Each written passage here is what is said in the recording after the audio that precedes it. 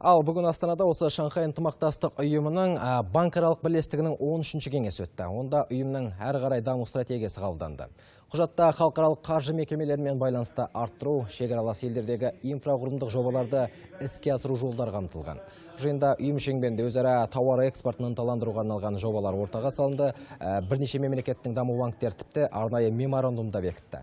Ал банкаралық бірлестік іскерлік кеңеспен бірге бизнесті дамыту жолдарын қарастырды. Кеңесінің 13-ші отырысының қорытындысы бойынша орташа мерзімді перспективаға 2017-2021 жылдарға Шанхай ынтымақтастық ұйымы БАП одан әрі дамыту стратегиясы қабылданды. Стратегия мақсаттары атап айтқанда трансшекаралық инфрақұрылымдық жобаларды іске асыру, Шанхай ынтымақтастық ұйымы кеңістігіндегі және Азия өңіріндегі халықаралық қаржы ұйымдарымен ынтымақтастықты кеңейту болып белгіленген. Отырыс барысында инвестициялық жобаларды бірлесіп қаржыландыруды, оның ішінде көп жақты форматта жандандыру, экспорттық және экспорт алды несиелеу құралдарын қоса алғанда түрлі қаржы өнімдерін ілгерілету арқылы жібек жолының экономикалық белдеуі бастамаларын іске асыру мүмкіндіктері талқыланды.